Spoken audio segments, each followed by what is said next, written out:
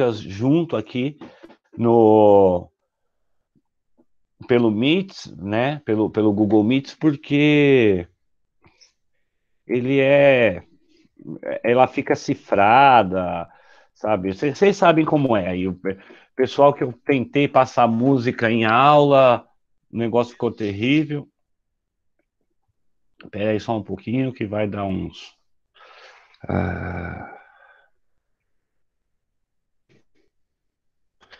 Mas vão ficar, eu vou mandar todas as músicas aqui para vocês, links do YouTube delas, tá? Para que vocês possam. Oh, meu Jesus. Para que vocês possam acessar, ouvir essas canções do álbum Sobrevivendo no Inferno. É o seguinte, a gente está tratando aqui, o que a gente vai fazer nessa aula? A gente está tentando definir 5 pontos bem importantes desse álbum. É o segundo ano em que a Unicamp cobra o disco dos Racionais MCs como obra importante de leitura obrigatória do seu vestibular, e o que a Unicamp cobra é o álbum, é que você conheça as 12 músicas do disco Sobrevivendo no Inferno. Né? Então, ela pede que você conheça as 12 canções, e eu vou conversar com vocês sobre essas canções, porque para mim isso não pode ser uma palestra, sabe? Seria picareta da minha parte, sei lá, dizer que é uma palestra, porque o que eu estou dizendo aqui, o que eu estou tratando com vocês, é parte daquilo que eu vivi e daquilo que eu vivo. Né? Os Racionais MCs, eles têm um papel fundamental na minha formação, tanto na minha formação como pessoa, né? Eu estava em 1998, eu tinha meus 15 anos ali, eu estava no show dos Racionais, no Bosque Mai, em que a polícia entrou atirando em todo mundo, morreu gente, mas não só isso, né? Viver na periferia é se identificar com as músicas e canções apresentadas pelos Racionais MCs. E ao mesmo tempo que viver na periferia é se identificar, né, é normal, né, que na escola o professor Acauã, o professor lá da USP, que estuda o hip hop, que escreveu o prefácio do livro que a Unicamp publicou, Sobrevivendo no Inferno, o livro é bonitinho, é bonzinho, eu recomendo que você leia. Ele tem um texto interessante, um texto de abertura do Acauã. Eu vou mandar o nome dele aqui para vocês, do professor. Espera aí. Vou colocar. Posso ir colocando as coisas no chat para vocês, né? Que eu achar pertinentes aqui. Cadê o nome dele aqui? Que escreve direitinho, que escreve estranho.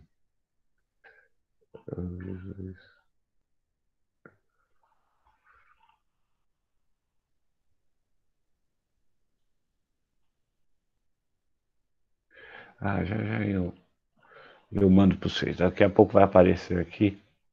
Aqui.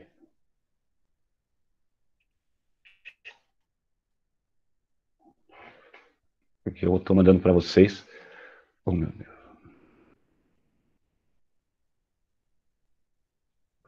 O nome do professor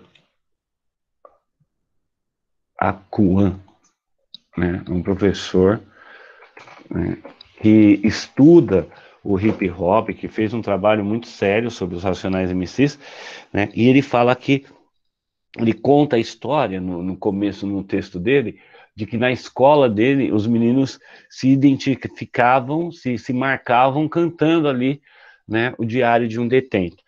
E eu tenho a idade dele e a gente passa por tem uma geração de jovens de periferia que almejaram os estudos universitários, que buscaram uma outra posição social e cultural graças à influência e da mensagem mesmo que os Racionais colocavam nas suas canções. Uh, não, pode. Eu acho que não. Peraí, Gustavo, deixa eu vou falar um pouco mais, aí a gente já mexe com isso um pouco. Já respondo a sua questão sobre o NWA e os Racionais. Então, assim, os Racionais fizeram parte da minha formação e até hoje, né, eu convivo e estamos olhando esse cenário do rap, acompanhando, é algo que é muito caro para mim, né? Até porque é assim mesmo, né? Porque essa foi minha formação e tudo mais. Porque é o seguinte, gente, então eu vou fazer uma apresentação breve aqui, vou parando para responder uma coisa ou outra aqui. Eu já volto para falar do que o Gustavo perguntou. Acho que o nome da minha palestra, a minha apresentação é Deu Certo. Eu acho que deu certo o que os racionais estavam propondo. Porque o papel do filósofo não é definir nada, mas é mais ou menos dizer como e por onde se deve pensar, tá? É isso que a filosofia tem que fazer, é falar como e por onde se deve pensar. O Caetano Veloso disse que no Brasil, para a gente poder fazer uma filosofia, era preciso construir uma canção, que a gente era um país muito musical. Ele foi muito criticado por isso, os filósofos ficaram bravos com o Caetano Veloso, mas talvez as nossas canções carreguem muito da nossa filosofia. E os Racionais estão construindo ao longo dos seus discos essa filosofia. Vocês devem saber, né, que já desde 2000, vocês estão acompanhando o que eu falando? Aldre Camilo travou. Ah, desde 2002, os Racionais, desde do disco ao vivo, os Racionais, a minha câmera tá ligada. Eu não tô me vendo. Eu devia estar me vendo aqui em algum lugar. Ué. É só ativar e desativar de novo a projeção, professor, por favor. Tá, peraí. Clica na câmera e desclica nela, por favor. Tá bom.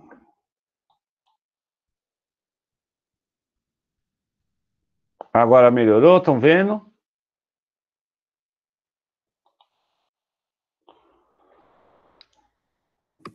Então, o áudio ainda não está sendo projetado. Eita, Jesus.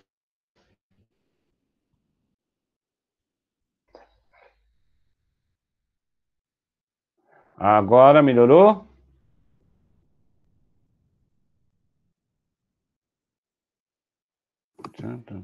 Cadê? Ainda não, professor. Você ativou tem 3 bolinhas, né? A bolinha da câmera está ativada? Ela está branca? Tá ativada a câmera. Oh, que cáspita, peraí. Vocês estão me ouvindo? Você está me ouvindo, Fai? Sim, estamos escutando perfeitamente. Vocês querem que vai só na voz, gente? O senhor tem apresentação? O senhor vai colocar alguma apresentação para eles? Eu vou colocar depois, eu vou colocar um exercício aqui. Agora então, eu vou continuar essa exposição que eu estava fazendo. Pode seguir sem imagem, então, professor. Acho que é melhor nesse momento. Vocês seguem sem me ver, que vocês vão me ver mais falando mesmo as ponderações de aula. Então, como eu estava dizendo, o Caetano disse, né? Eu estava repetindo o Caetano Veloso, que pontua que o pensamento brasileiro se expressa nas canções, né? Ele faz essa brincadeira. É claro, ele é um músico, né? E esse disco, Sobrevivendo no Inferno, ele foi anunciado, ele foi lançado em 1997. Eu gosto de chamar o disco de um clamor ético organizado. É aquilo para qual o álbum aponta, conduz o público a uma reflexão ética. Então, assim, o disco Sobrevivendo no Inferno, ele é uma reflexão ética sobre a vida periférica no Brasil. Isso já tinha nascido no disco de 1992, numa canção que é Júri Racional. Eu vou mandar para vocês aqui no chat. Tá? E no segundo disco dos Racionais, que é Raio X do Brasil, isso fica muito mais sólido. Então, organizando para vocês. O que acontece em Sobrevivendo no Inferno? Sobrevivendo no Inferno é o terceiro disco de um conjunto de 5 discos. O primeiro anunciava uma filosofia ética do negro periférico. O segundo disco mostrava essa ética como como um veneno, que era um veneno que precisava ser tampado. É o segundo disco dos Racionais. É o mais pesado disco deles, que é Raio-X no Brasil. E o Raio-X no Brasil, ele leva a gente ao Sobrevivendo no Inferno, que é o disco que a Unicamp cobra aí. Então é importante você ouvir os 3 discos. O Pânico na Zona Sul, principalmente em Pânico na Zona Sul, a música Júri Racional, e depois ouvir o disco inteiro, Raio-X do Brasil, e inteirinho o Sobrevivendo no Inferno. Então, a gente fiz esse caminho para falar. A gente está falando de um disco, tá? A gente está falando de um disco, a gente não está falando de uma obra literária. Mas não tem a publicação. A publicação é legal, é importante, mas não é o núcleo duro que a Unicamp vai te cobrar. Então, conheça o disco dos Racionais. E sobre o que é esse disco e como se comporta o pensamento desses camaradas. A autovalorização, ela partiria de cada indivíduo. Se cada sujeito periférico, para os Racionais, se cada sujeito periférico autovalorizasse-se, essa autovalorização seria coletiva. E ela não viria por forças extraordinárias, mas sim pela força de proximidade, pertencimento e de exemplo. Então, no argumento do disco dos Racionais Sobrevivendo no Inferno, a aproximação, o pertencimento e o exemplo é que vão ensinar as populações negras a sair da sua condição marginalizada. Isso vai cair muito no vestibular esse ano. Vocês estão vendo o que está acontecendo. O assassinato de George Floyd na Inglaterra, nos Estados Unidos, o assassinato da menina Ágata, do menino João Pedro aqui no Brasil, mostram essa condição subalterna da periferia e que só pode ser resolvida pela periferia em si. Não adianta esperar de fora. Então, o disco tenta, o que os Racionais tentam ao longo do disco é construir esse argumento. O que não é a mesma coisa que o rap americano, tá? O rap americano tem um movimento de resistência inicial, na sua explosão inicial. Hoje, a música pop americana consegue construir essa resistência cultural de uma forma bem mais sólida, né? Haja vista a Beyoncé, que tem um trabalho muito legal. Mas não dá para comparar, que nem o rapaz perguntou se dava para comparar o NWA ou até o Wu-Tang Clan, outros conjuntos da cena hip hop gringa. Eu acho que não, porque os Racionais eles assumem uma missão profética única, essa questão de ensinar uma ética para a população a quem o disco se destina. Até para ensinar essa ética, eles vão construir uma estrutura que imita algo que a população periférica conhece muito bem, que é o quê? Que é a estrutura de uma liturgia neopentecostal. E aqui tem um ponto importante para você que está prestando vestibular. Vocês estão me entendendo direitinho, gente? Olha, eu vou fazer um resumão do que eu quero que você tenha entendido até aqui. Primeira coisa que eu quero que... Vocês estão me vendo? Estão me olhando? Estão vendo eu aqui? Tá tudo direitinho? Então tá. Ó, primeira coisa, quando eu estou falando dos Racionais, eu estou dando aula, mas estou testemunhando também. Tá? Eu vi isso acontecer, diferente quando a gente fala do Guimarães Rosa, que eu gosto demais, mas eu aproveitei o que veio deste homem depois. Dos Racionais eu estive ali, né? Eu vi essa história acontecendo. O segundo ponto é que eles estão fazendo uma filosofia, e uma filosofia que aponta uma saída para o seu público-alvo, que é a população negra periférica do Brasil. Para fazer essa construção, os Racionais produziram 5 obras literárias, poéticas, políticas e estéticas, que são os discos Pânico na Zona Sul, Raio-X do Brasil, Sobrevivendo no Inferno, Vida Louca parte 1 e 2 e Racionais ao vivo. Só que a Unicamp cobra de vocês o conhecimento do Sobrevivendo no Inferno, que é o terceiro nesse conjunto de 5 discos. Agora, eu vou compartilhar com vocês a organização desse disco. E esse entendimento, eu vou ver se fica bom para vocês, deixa eu ver. Aqui. É um negócio simplesinho, é de um artigo meu mesmo. Deixa eu ver se vai dar.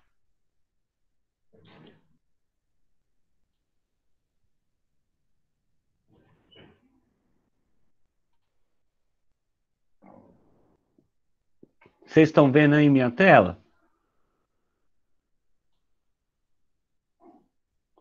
Então tá bom. Bom, agora eu já vou explicar essa estrutura. Essa aqui é a estrutura do álbum, é como o álbum se comporta.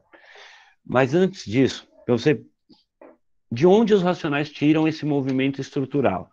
Tá? O disco tem 12 músicas que se dividem em 6 partes. Você conhece, por exemplo, vou fazer uma comparação que a Unicamp pode fazer, tá? Eu não tinha pensado nisso, pensei nisso agora.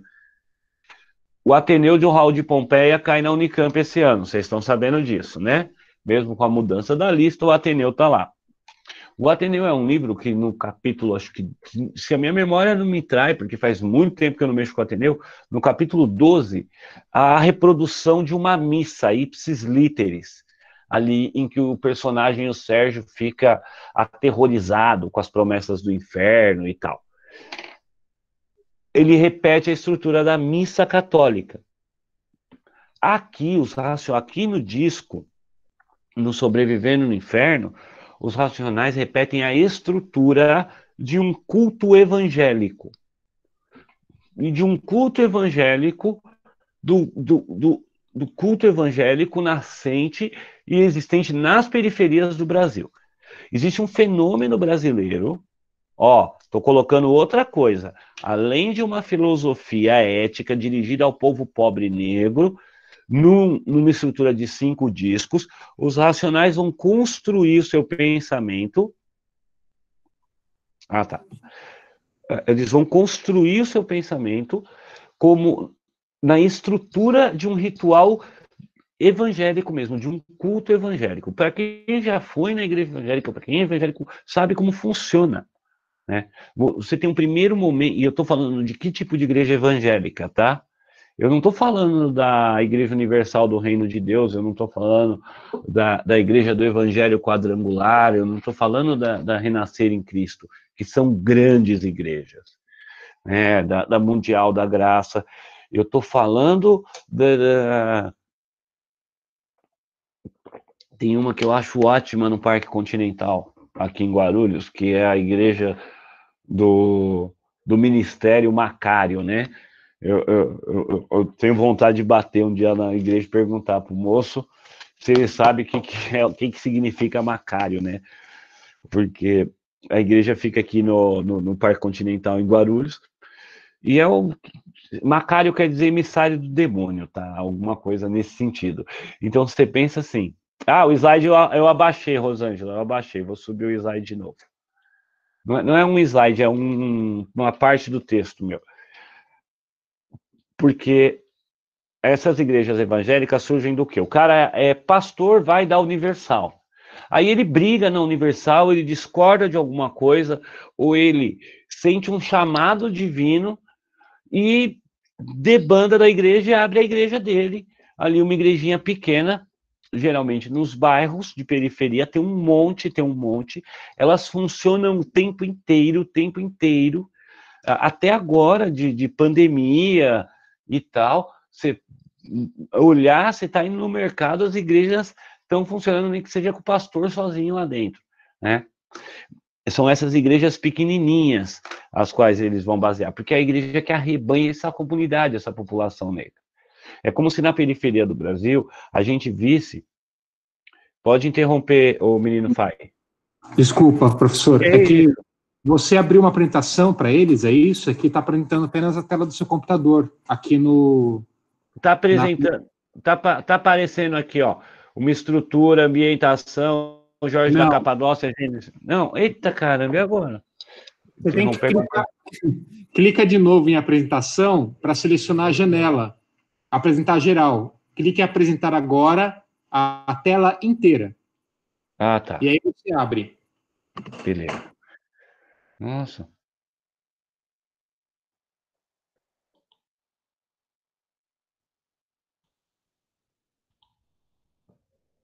E agora, rolou? Agora está mostrando o seu navegador, está mostrando onde você está na conversa. Você abriu algum arquivo aí? Sim, sim. Eita, Jesus. Que deu errado aqui? Vou parar de apresentar de novo. Você quer mandar para mim o arquivo? Eu apresento por aqui? Tá bom então, vou fazer isso. Pode mandar pelo WhatsApp mesmo que eu abro aqui. Agora eu tô ruim abrir o WhatsApp. Eu não mandei porque eu falei, eu vou fazendo assim.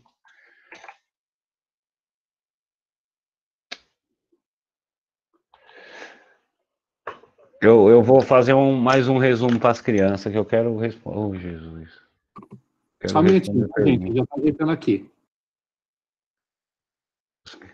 Coitados meninos. Nossa, quantos alunos, gente. Pessoal, vocês... tá beleza até onde eu estou te explicando? Você está entendendo o argumento? Por onde que a gente está indo, tá? Então, ó, a gente chegou num ponto em que eu vou te explicar como que é a estrutura desse disco, tá? Você tem aí uma liturgia evangélica. Eu estou mandando aqui o... Ó, Fai, Fai, você está me ouvindo aqui? Posso falar? Pode falar, fica à vontade. Vou mandar para você o meu artigo inteiro. Aí manda o artigo para os alunos, eles lêem. Se quiser. Tá bom. Tá bom. E pode me orientar aqui que eu abro onde você quiser. Eu encaminho para eles e também abro aqui onde o senhor precisar. Tá bom. Só, criança, vocês só peço aos alunos todos que, assim, é um texto mesmo, foi para uma revista e tal, mas estou mandando para vocês, vocês pagaram o curso aí também, a palestra, então vocês merecem também ter o texto inteiro, tá? Então vou mandar o texto integral para vocês. Disponham do texto, que eu sou sempre a favor de expor as coisas assim. Pode dispor. Tá. Mandei pro Fai. Fai, mandei aí no seu WhatsApp, Fai. Já estou abrindo. Bom, então, crianças, para deixar claro, para você não se perder, a gente parou ali falando da liturgia evangélica. Então, assim, liturgia é como se organiza o ritual de qualquer religião, tá?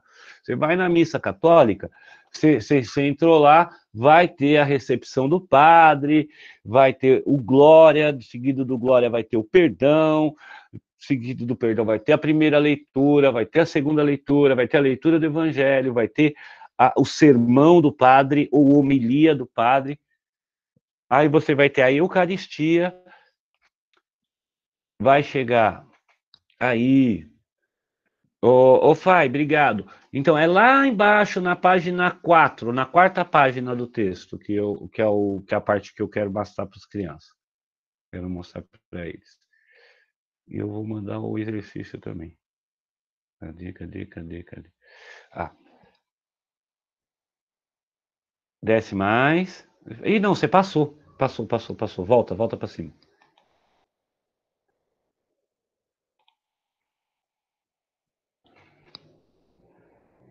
Aí.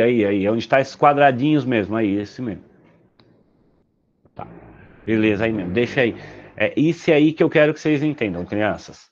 Tá? Porque esse aqui é a raiz estrutural do texto dos Racionais. Essas 12 músicas se dividem nas 6 partes do culto evangélico. O primeiro instante do culto evangélico é o que a gente chama de ambientação. Quando o cara entra na igreja, ele é recebido naquele culto e ele começa a ter um apelo sentimental, a ter um apelo para suas sensações, a fim de que ele se coloque no pensamento em Deus. Estamos pensando num culto evangélico. Depois da ambientação, você tem o instante da graça. O que é a graça? A graça é aquilo que Santo Agostinho dizia, que a graça é a manifestação de Deus na vida dos homens. Toda a igreja evangélica se baseia no princípio da graça, tá? Da promessa de que o homem é gracioso, ele foi agraciado por Deus. É por isso que quando que há pessoas evangélicas que dizem as pessoas do mundo, ela não é do mundo porque ela é uma pessoa da graça. E existe o mundo onde vive o pecado. Então, acompanhando, eu estou no segundo item aqui, Gênesis / graça. Depois que se fala da graça na igreja, vem o evangelho, que é a leitura da Bíblia. E aí eu chamo a atenção que a leitura da Bíblia, ela se dá de forma a partilhar essa leitura com o coletivo, o que não acontece no universo católico e em nenhum outro universo cristão. Diferente dos dos protestantes, dos católicos, dos anglicanos, os evangélicos abrem a Bíblia, então eles têm a vivência do texto. Vejam que na terceira parte vem Rapaz Comum e aquela música que não tem nome no disco, aquela música que é só uma sequência de samplings.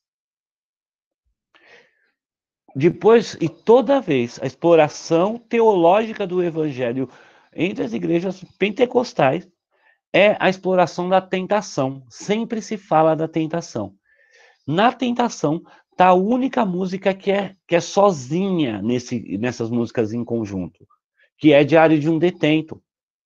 E por que Diário de um Detento tem essa posição sozinha, né? Porque Diário de um Detento, ele é a tentação. Quem estava vivo na época, eu vinha da escola doido para assistir o Diário de um Detento, né? Que passava na TV todo dia, à tarde, na MTV, passava o clipe ali em 97, 98. Então, é um momento da história e é a música que grava o disco, tá? Todo mundo conhece, eu pressuponho que todos os brasileiros conhecem Evidências de Diário de um Detento. Tá? Você pode não saber cantar o hino nacional, mas Evidências de Diário de um Detento é o tal negócio na vida da gente, dos brasileiros. Até que hora que eu vou com vocês, gente? Ah, não, esse relógio aqui é velho. Não, já vi, tá certo. Tô bem no tempo. A tentação, dentro desse ritual, leva ao diabo. E o diabo, ele é sempre vencido pela promessa de uma moral melhor, de uma moral valorativa. Agora, eu falei para você, como que é essa liturgia evangélica, né? Quem é evangélico, quem frequentou a igreja na vida, ou quem já foi ao culto por curiosidade ou porque gosta, né? O Brasil tem muitos tipos de gente, eu sou muito apaixonado por todos, assim, sabe? Tem aquele cara que não tem religião, mas ele vai a umas 10 igrejas diferentes, vai no centro de Macumba, vai tudo quanto é canto. Essa figura brasileira muito comum, que existe, né? E tem os cientistas doidão, né? O professor não é... Ai, religião é mentira, alienação, ópio do povo, gente. Ópio do povo, não é por causa da religião que as pessoas votam do jeito que votam, viu? Eles votam do jeito que votam porque eles têm ódio, né? Porque eles têm ódio no coração. É isso que faz as pessoas votar do jeito que votaram aí. Né? Bom, mas deixando isso de lado, e como que os Racionais então se comportam nessas músicas, né? Nessa composição musical? Os Racionais se comportam nessa estrutura de duas músicas quase em cada uma. E agora eu vou tentar falar um pouquinho de cada uma das músicas. A primeira música do disco, a primeira é Jorge da Capadócia. Jorge da Capadócia, ela não é nenhuma música, ela é a oração de São Jorge. Ela é a oração inteirinha de São Jorge, cantada pelo Mano Brown. certo? Para quem não... Acho que todo mundo que chegou nessa aula sabe, mas eu vou repassar. Os Racionais é composto por 4 indivíduos, é um grupo, eles no momento estão mais ou menos separados, cada um está fazendo uma coisa, o Ed Rock tem as coisas dele de roupa, o KLJ tem uma liderança espiritual importante, o KLJ é um cara bem importante, eu recomendo que vocês leiam a entrevista que o KLJ deu para o Le Monde Diplomatique a respeito de tudo isso que está acontecendo, da pandemia, do coronavírus e do assassinato constante de pessoas negras no mundo inteiro, nesse momento da história, né, que parece que a gente está vivendo numa mistura de Idade Média com anos 30, em que eu gosto, viu, alunos, porque desperta o nosso ódio criativo, sabe? Cada dia que a gente fica com mais raiva do que tem acontecido, mais criativo eu acho que a gente fica, e eu acho que isso é bom. Acho que isso é bom. Né? Eu estou fazendo uma digressão, porque eu tinha que fazer, senão não podia dizer que estou dando palestra. Leiam esse livro, 21 lições para o século XXI. Leiam esse livro que é impressionante. Vocês estão vendo o livro aí, né, que eu estou mostrando aqui, eu estou pondo na frente da câmera. Leiam mesmo. Pois então, primeira coisa, os Racionais, sim, no Le Monde. No Le Monde. Eu li e perdi nesse inferno da internet. Jorge da Capadócia, então, ele repete a oração de São Jorge, mas acentuada sobre um sampling da música Jorge da Capadócia, do Jorge Benjor. Beleza? E o que diz a oração de São Jorge? A oração de São Jorge pede que São Jorge proteja os seus filhos dos seus inimigos. Ele pede a proteção dos inimigos, a proteção do mal. E quem é o inimigo, quem que é o mal? Aí vem a Gênese, que é a segunda música do disco, que também faz essa ambientação. Onde o Mano Brown começa com Deus fez o mar, fez as águas, as crianças, o amor. O homem deu a favela, o crack, a trairagem, a bebida, as putas. Ora, né? Eu preciso me proteger do meu inimigo. E quem que é meu inimigo? É o crack, é a trairagem, é a bebida, são as putas, é a estrutura capitalista construída ali, que é esse mal que tem que ser combatido. Em capítulo 4, versículo 3, e estou ouvindo alguém chamar meu nome, a gente tem dois excelentes exemplos, né, do que vai ser a posição do povo negro. O capítulo 4, versículo 3 é o próprio evangelho, cara. É a própria ideia de graça mesmo, perdão. Né? O narrador reconta 6 milhões de anos de escravidão para falar da necessidade do negro se colocar nessa sociedade e dar essa autonomia, e conseguir sua autonomia.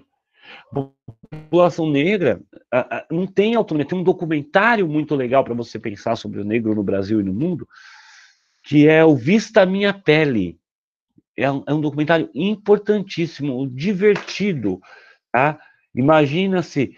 Hoje eu estava... Ontem eu estava assistindo a Consuela da França falar no jornal da CNN, e ela dizia, né, que quando assistia a televisão do Brasil, que antes de morar no Brasil, quando assistia os programas de televisão brasileiros e tal, ela tinha a impressão de que o Brasil era um país branco. Foi chegando aqui que ela vê que hoje somos 114 milhões de pessoas, são 114 milhões de negros no Brasil. É muita gente, cara. Né? E o capítulo 4, versículo 3, bem como estou ouvindo alguém chamar meu nome, mostram o que se dá com essa população negra. Estou ouvindo alguém chamar meu nome, coroa essa narrativa da graça, que a graça é a graça da autodestruição, tá? De uma população que se autodestrói. O negro mata o próprio negro. não estou ouvindo alguém chamar meu nome. E aí vem o evangelho. E o evangelho é o quê? Né? Como você sabe, a palavra evangelho significa boa nova. Evangelho vem de evangelho, que é a anunciação de um futuro melhor. A gente cantava Rapaz Comum, né, como se fosse um hino mesmo, um hino daquilo que se desejava, daquilo que se eh, desejava evitar. Seguido a Rapaz Comum, vem uma música que é quase uma música de silêncio, tá? Prestem muita atenção, principalmente quem não gosta de música, quem tem ouvido atonal, para ouvir essa canção, porque é um conjunto de várias codificações musicais diferentes ali. Não tem letra, ele não fala nada. E aí vem Diário de um Detento. Diário de um Detento é a música mais importante do disco, é a obra-prima do Mano Brown. E Diário de um Detento mostra o cotidiano, você sabe disso, da maior prisão da América Latina, que é o Complexo do Carandiru, que foi demolido no ano 2000 para virar o Parque da Juventude, um lugar bacana, mas que ainda tem uma carga de sombriedade ali, meio sombrio, e em 1992 foram massacrados mais de 111 homens pela polícia militar dentro daquele presídio. E Diário de um Detento narra o cotidiano de um presidiário, né? A tentação, porque também o presídio, como assim, mano, a prisão significa tentação?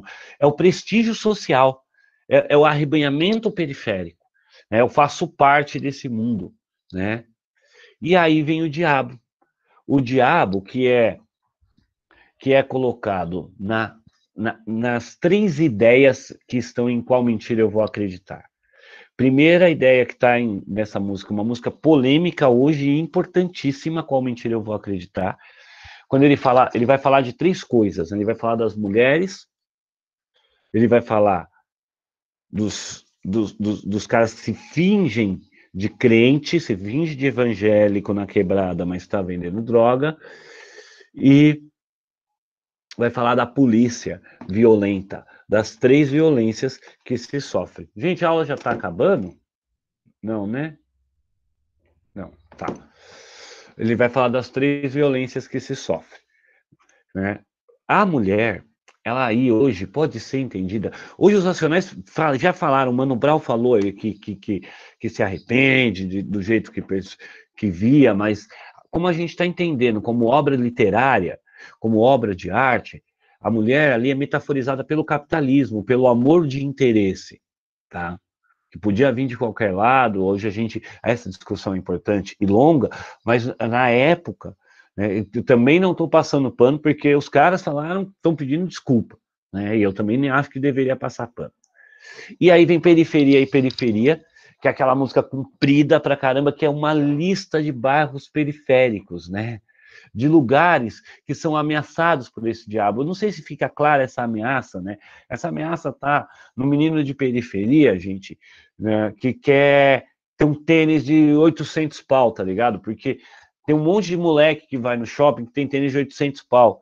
E o moleque acha que ele tem que ter direito de ter um tênis de 800 pau. Ah, mas todo mundo tem direito. Não, porra. O problema é que tem um tênis de 800 pau, filho. Não pode ter tênis de 800 pau. Não pode, porque não pode, porque não faz sentido, porque não é lógico. Só dá lucro para um e estrutura a nossa desigualdade social. É preciso olhar os problemas do capitalismo de outra forma. Então, quando ele anuncia em periferia, esse caminho da periferia, é isso que ele está fazendo. E nas últimas canções é a promessa desse mundo melhor, seja na morte, em O Mundo Mágico de Oz, né? Eu quero que vocês perguntem, né? Eu quero que vocês perguntem aí para mim, que aí eu vou auxiliando agora, vou abrir para pergunta, mas Mágico de Oz que seja a saída pela morte, ou que seja a saída por essa Fórmula Mágica da Paz, que eu vou procurar, eu vou encontrar, é um álbum moral, tá? É isso que é para você, eu acho que o melhor jeito de você pensar o álbum é um álbum moral. O que eu quero com essa aula, gente? Eu quero te dar as ferramentas para você ouvir o disco dos Racionais e falar assim, é isso que ele está falando aqui. Agora, eu vou mandar aqui pro Fai. O Fai, você está me ouvindo aí, né? Você está acompanhando o trem todo?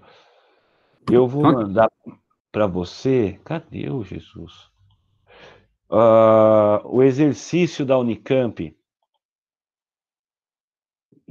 O único exercício que caiu dos Racionais. Vou deixar eu projetar. Vou mandar aqui. Eu ia projetar, abrir para projetar, mas agora. Aí. Foi. Pronto. Gente, recebeu. Acesso ao arquivo que o professor encaminhou para vocês, eu mandei via o link que está escrito Drive Google, tá? Vocês podem ter acesso a esse documento projetado aqui.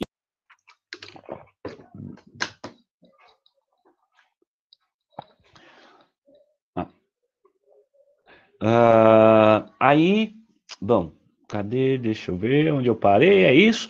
Agora o Fai, pode só projetar aqui, porque as crianças devem ter isso aqui. É a única vez que caiu no vestibular até agora, né? Eles pediram. Ixi, essa porcaria. O WhatsApp morreu aqui. Você não recebeu, né? Não recebi, professor, mas qual que é o arquivo? Eu consigo encontrar na internet? Pô, chegou. Chegou. Bom, voltando então, crianças.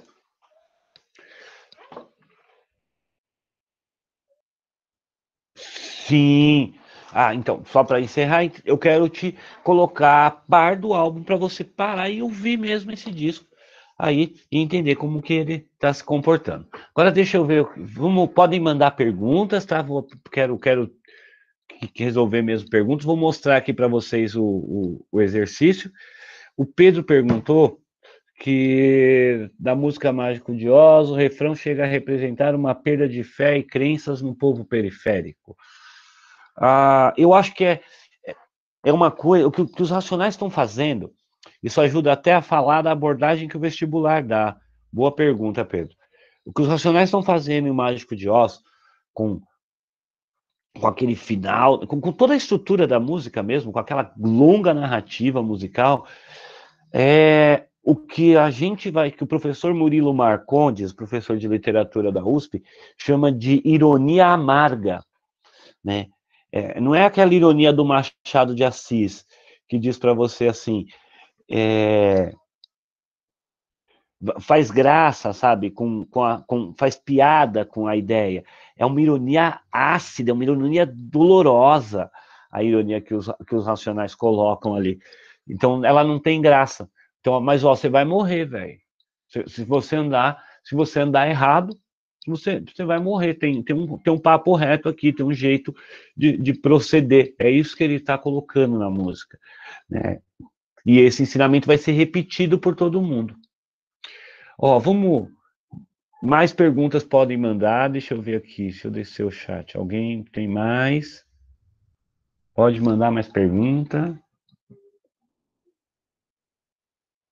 Vou até escrever mais perguntas aqui, para eu ter um ruminho de direção. Bom, até agora foram 2 anos que a Unicamp pediu para os alunos ouvirem esse disco e só em 2020 caiu pela primeira vez, foi 2019 e 2020, esse é o 3º ano. E o que caiu ano passado foi o seguinte, né? Trazia primeiro um texto do professor Antônio Cândido, um texto chamado Direito à Literatura, que eu recomendo que você leia. É um texto lindo que o Antônio Cândido apresentou na ONU em 1988. E ali o Antônio Cândido diz assim, né?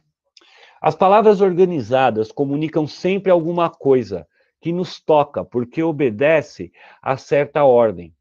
Quando recebemos o impacto de uma produção literária, oral ou escrita, ele é devido à fusão inextricável da mensagem com a sua organização. Em palavras usuais, o conteúdo de uma obra literária só atua por causa da forma. Então, ó, o conteúdo de uma obra literária só atua por causa da forma. Eu fiquei aqui falando, eu podia falar muitas coisas com vocês, porque eu estou com muitas coisas para dizer para o mundo inteiro. Eu estou querendo dizer mais do que posso. Mas eu me centrei em falar em estrutura, porque você tem que entender como que isso é obra de arte. Você viu o que a Unicamp falou? Pegou Antônio Cândido para falar, ó, estrutura é quando a obra de arte responde na forma e no conteúdo. E a obra de arte é quando tem estrutura, e quando tem estrutura é quando forma e conteúdo coadunam, vão para o mesmo lugar. Aí tem a capa do álbum. Tá vendo a capa do álbum? Tá aqui o Mano Brown, o KLJ, vocês estão vendo isso? É isso aí que tá mostrado, né? Isso. Tá aí o Mano Brown, esse de chapéu Mano Brown, o KLJ de rock, o Blue tá mais atrás, que o Blue é assim mesmo. Tem uma cruz no centro, sobrevivendo no inferno, uma passagem bíblica, lista de música, e aí a gente vai lá, e o que ele tá mandando fazer mesmo, né? A obra Sobrevivendo no Inferno, do grupo Racionais MCs, é composta pelas canções e pelo projeto editorial da capa e contracapa do CD. Nesse projeto editorial encontram-se elementos visuais e verbais que estabelecem um jogo de formas e sentidos. Com base na afirmação de Antônio Cândido, é correto afirmar que a organização desses elementos a. Produz uma simetria entre som e sentido, sendo de que tal simetria indica que os símbolos religiosos são uma resposta à violência.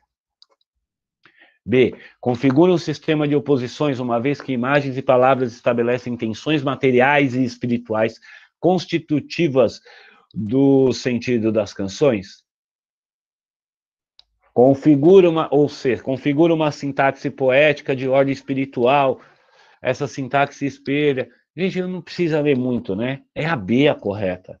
É um sistema de oposição entre a tensão entre a matéria e o espírito. O tempo todo é esse jogo de tensão. Porque essa vida é em tensão. Certo? Beleza, crianças? Então, gente. Só temos essa questão mesmo, né? Só caiu, essa é a única questão que apareceu até agora no vestibular, e a cobrança foi justamente essa, a dimensão religiosa da estrutura do álbum, junto com o sentido de conteúdo ético que ele tem. E você precisa entender que o rap tem esse conteúdo ético em todos os momentos, tá? Você vai perceber, e eu tenho a esperança de que o rap cada vez mais vai ocupar os lugares culturais, a gente precisa brigar, e a gente vai brigar cada um do seu jeito, cada um com as suas ferramentas e armas, vai brigando para a colocação do rap cada vez mais como uma cultura importante, porque ele é parte central da cultura brasileira, né? Hoje, nesse momento, a gente tem iniciativas muito importantes. Eu recomendo que para você aprofundar um pouco o seu conhecimento sobre o rap e tal, né, você dê uma ouvida na cena contemporânea, ouça o disco novo do Djonga, ouça o Emicida. O Emicida, eu acho que é um cara muito legal, ele tem um projeto grande, que é um projeto que se chama Amarelo, e recomendo também que você, outro grupo, outros caras que eu acho que são importantes de serem conhecidos são o Hot e o Oreia, né? No rap de hoje, nisso que a gente tem visto hoje no cenário do rap nacional, né? O que eu quero que fique para você, então, é que o disco tem uma estrutura de obra de arte, não só o disco, como toda a obra dos Racionais tem essa intenção artístico-poética, né? Tanto que é legal pensar, eu gosto de contar isso, agora que eu falei tudo que eu queria, eu tenho um tempinho sobrando, né? Falar para vocês assim, umas coisas legais de pontuar. Até durante o projeto dos 5 álbuns, tá? Que vem desde o Pânico na Zona Sul, que é de 89, Raio X no Brasil, que é de 92, Sobrevivendo no Inferno, de 97, Vida Louca, parte 1 e parte 2 de 2000, e Racionais ao Vivo, de 2002. Desde lá, né, durante todo esse período, você nunca viu os Racionais, por exemplo, dando entrevista como você vê hoje, ou aparecendo em canais de mídia e tudo mais. Porque os quatro assumiram ali um projeto de mais de 10 anos. Eu me lembro, os Racionais surgiram, ainda eu era criança, pequena, né? Mas ainda fizeram parte aí de adolescência, parte da juventude, e tudo isso no mesmo projeto. Então a gente tem uma geração de periferia que foi criada pelos discos dos Racionais, da onde saíram músicos importantes que eu citei para vocês, o Hot Oreia, o Djonga, o Emicida. Tem um rapaz que é um humorista, mas que ele é mais que um humorista, assim, que é um cara muito interessante, que é o Yuri Marçal, vocês devem conhecer, que nasce dessa geração, né? Em literatura, o Ferrez, o Daniel Galera, o Sérgio Vaz, esse pessoal da nova literatura brasileira está inserido nesse universo de pessoas aí, nesse universo que foi formado pelo disco dos Racionais. Esse disco que apresentou uma ética de sobrevivência para a molecada de periferia, voltado o disco para a molecada mesmo, né? E outro como obra do exame aí do vestibular. Era isso, gente, que eu queria trocar com vocês. Acho que eu falei bastante, né? Vocês têm pouca dúvida. Mandaram dúvida para o FAI de algum jeito? Mandaram. O Andrei mandou a primeira dúvida aqui. Eu poderia fazer uma analogia entre esse ambiente periférico, decorrente da exclusão social e do sistema hostil, com as tentações proporcionadas por Satanás, não como demônio cristão, mas como criação de um Deus com o objetivo de testar os humanos e oferecer caminhos a eles através de suas escolhas? Sim. O sujeito de periferia é como se o sujeito de periferia, né, essa população negra e periférica, ela está à mercê dessa tentação do capitalismo mesmo. E o capitalismo aponta uma saída para esse cara, e essa saída, às vezes, é até o liberalismo, saca? Você olha, vou dar um exemplo, a pergunta me provoca a pensar numa coisa que é assim, os caras, as torcidas organizadas, graças a Deus, se organizaram, que é isso para isso que serve a torcida organizada, para se manifestar contra o governo na Paulista. Para falar assim, ó, parem de matar a gente, né? Aí os caras vêm, batem nos sujeitos. Aí eles devolvem a porrada. Aí o liberal fala, não dá para saber qual que é a diferença de um e do outro. Vocês entendem o que acontece? Né? Claro que dá para saber a diferença. O povo periférico tem que ter sua identidade própria, sua colocação própria. Por exemplo, eu vou dar um exemplo aqui no bairro, né? Aqui no pedaço a gente se organizou de um jeito com essa coisa do coronavírus, pelos grupos de WhatsApp e tudo mais, em que todo mundo, os comércios do quarteirão aqui que eu moro, né? Os comércios todos têm álcool em gel, os comércios estão funcionando e praticamente o combinado todo mundo tenta, a maior parte das coisas que você puder comprar aqui no quarteirão, melhor. Tanto para o quarteirão, então a gente acaba convivendo nesse quarteirão, né, o tempo todo, os vizinhos estão muito mais próximos, estamos muito mais próximos do que já estivemos na vida, porque criamos uma solidariedade de grupo, mas criamos essa estrutura aqui, né? Eu não troco ideia com o meu vizinho, aqui com o Darcy, e ele fala que tá triste por causa da pandemia, cansado, não sei o que lá, não sei o que lá, não sei o que lá. Ele trabalha numa transportadora e os caras ficam chamando ele no WhatsApp o tempo inteiro, ele tá trabalhando, se pergunta para mim que sou professor, igual. Agora eu olho a classe média, né, que a classe média de algum jeito eu coexisto com ela, tenho relações na classe média. Ai, meu Deus, a periferia, ai, meu Deus, fazer exercício, capinar o quintal aqui para nós é exercício, você tem que ver, menino, tá precisando aqui, inclusive. Tô brincando, mas a gente tem que fugir da tentação do capitalismo, criando as estruturas próprias na periferia para poder existir. Eu sonho com um dia, e eu acho que os caras sonhavam quando construíram o projeto do disco, uma periferia que não precisa de shopping, tá ligado? Que não que entende que o shopping é um problema dos caras que vai no shopping, né? Não precisa ter rolezinho, né? Uma coisa que... Tem mais pergunta, Fai? Tem sim, professor. O Paulo colocou. Professor, na música Um Bom Lugar, do Sabotage, tem um trecho que diz: sobreviver no inferno, a obsessão alternativa, eu quero o lado certo. Seria uma intertextualidade com esse álbum do Racionais? Certo. Ah, então. Puxa, muito obrigado. Como que é o nome do menino? Paulo? Paulo Pereira Esforcim. Muito obrigado, Paulo, por por lembrar do Sabotage. Puta, o Sabotage, né?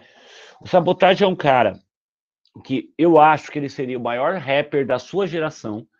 Era para ele estar aí agora, funcionando, né? Foi uma... a fatalidade de todos os dias, o Sabotage, o Bom Lugar explodiu em 2000, a música ganhou prêmio na MTV, ele fez um puta clipe lindo, lírico, que eu recomendo que vocês assistam, na favela do Cantão, porque a favela depois foi destruída, a favela do Cantão, né? A Unicamp agora não tem mais a Carolina Maria de Jesus, né? Que era outra obra de, de um favelado, né? A gente sempre perde quando é esse trem, né? Tem que cortar em algum lugar, você corta nos pretos, cortaram a Carolina Maria do vestibular. Mas ela também viveu na favela do Cantão, lá onde o Sabotage viveu. A favela foi destruída para dar lugar à Avenida Roberto Marinho, né? E ali ele gravou o clipe e tudo mais. A música Bom Lugar, ela é talvez o primeiro fruto do Sobrevivendo no Inferno, tá? O Sabotage era um cara que estava na cena do rap, que ouviu os Racionais e que mudou o jeito, inclusive, de fazer rap. Ele adere ao protesto muito graças aos Racionais. E o Bom Lugar, sim, ele é toda uma estrutura contínua. É como se você pensasse assim: o Brau é o professor, o Sabotage é o aluno, e ele Sabotage usou e aproveitou da ideia do mestre, que é o Brau no caso aí. O Brau ainda é tido... Eu não acho que ele é o grande mestre do rap, assim, eu gosto demais do Brau, não tô falando isso, eu acho que eu acho que o Taíde tem mais aura para mim, tá? A título de curiosidade. Tem mais, sai. Tem mais sim, professor. Guilherme Poggio. Ou até mesmo a tentação que Cristo sofre, é um comentário, né? No seu caminho decorrente no final de sua ressurreição, ele pergunta. Eu não entendi. Acho que é uma referência ao do Andrei, né? É uma referência à pergunta do Andrei. Ah, tá. Tá, entendi. Obrigado, Fábio. Mas... Pode falar, desculpa. Já, não, pode falar, porque eu também... Vou colocar outra aqui. O Gustavo Casado colocou: o rap, além de ser uma bagagem crítica e reflexão ética, ele pode ser considerado um estilo de vida, sobretudo um estilo de vida periférico? Uhum. Então, eu acho, foi quem perguntou? Foi o Andrei? Essa última foi o Gustavo. Gustavo, é que assim, eu falei para vocês lerem o livro do Yuji Noah Harari, né? O Yuji Noah Harari é um filósofo, ele é professor de história e também produz livros de filosofia, ele é lá de Jerusalém, né? Escreveu 3 livros aí, o Sapiens, Homo Deus, e agora esse aí, o 21 lições para o século XXI. E aí ele tem um capítulo que eu vou citar para responder sua pergunta, que é o capítulo secularismo do livro, tá? Quem tiver o livro para ler é o capítulo 14, é um capítulo muito bacana. O Ocidente capitalista, segundo Yuval Noah Harari, ele tem o secularismo como marca. Não é só ele que fala isso, tá? Outros filósofos do mundo falaram isso. Pierre Bourdieu, que é um francês aí que já morreu, já tá tomando cachaça com Exu, uns outros cabos aí também já falaram disso. Mas o Harari é o cara mais recente a falar disso. O que é o secularismo? O secularismo tem a maldita mania de fazer a gente ter um discurso comum que norteia a nossa vida. Tá ligado? Você pode acreditar Você pode acreditar no que você quiser, você pode acreditar no que você quiser. Você pode acreditar que Deus é um macarrão com almôndega no mundo ocidental, cara. Mas desde que você cumpra o estilo de vida ocidental, a burocracia ocidental, ninguém vai encher seu saco. Sacou o que é o secularismo? Só que para a população negra, que pensa em sua ancestralidade, é impossível uma vida circular. É impossível uma vida em que o elemento burocrático do Estado vem antes das crenças individuais e pessoais. Então, não é possível separar estilo de vida, jeito de viver, modo de operar a vida, do repertório cultural, quando a gente está se referindo a populações negras. Mesmo que o cara não entenda isso, mesmo que o cara não entenda, ele não consiga explicar, ele é parte da estrutura negra. O que eu quero dizer? Deixa eu ver se eu explico melhor. Eu sou praticante, sacerdote de candomblé, e eu admito isso para os meus alunos, admito isso para as pessoas, e eu não tenho problema de falar isso com ninguém. Eu ocupo a posição de professor num puta de um cursinho pré-vestibular grande, cheio de aluno, e aqui eu posso falar isso. Se eu ocupasse um lugar de...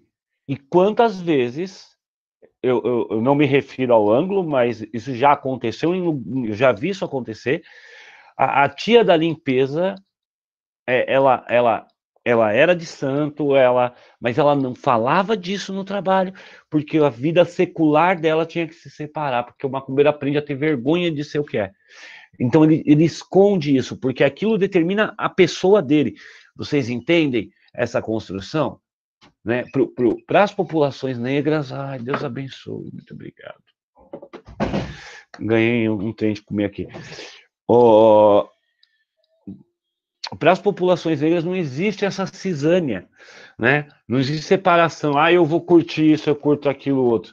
Não, até porque a gente tem uma lacuna de formação muito grande, sabe? Não dá para você... Dá para você ser branco, e essa reflexão não é minha, essa reflexão é roubada da professora Djamila Ribeiro.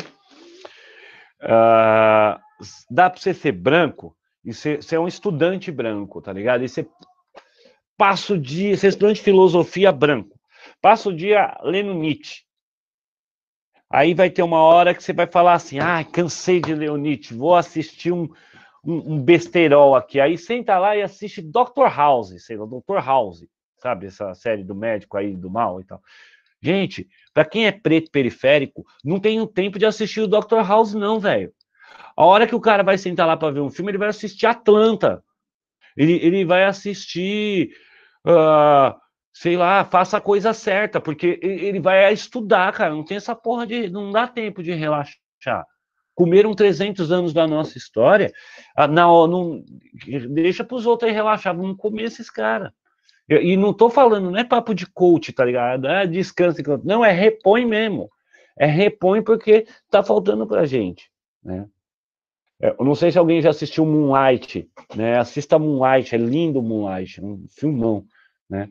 Tem mais pergunta, Fai? Tem sim, professor. Uma última aqui. Gabriele, professor, posso considerar essa obra necessária para construir a consciência de classe e raça, que são essenciais para manifestações e movimentos sociais que acontecem hoje, por exemplo? Eu acho que sim. Eu acho que sim, que a formação da geração...